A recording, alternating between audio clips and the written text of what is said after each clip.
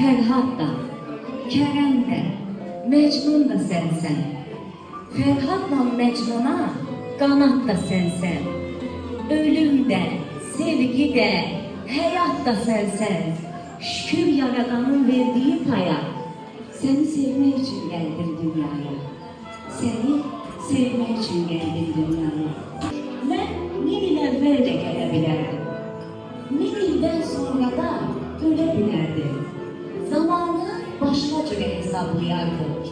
Vakti başka cüre bölebilirdim. Düşüp sen doğulan hefteye, aya. Seni sevmek için geldim dünyaya.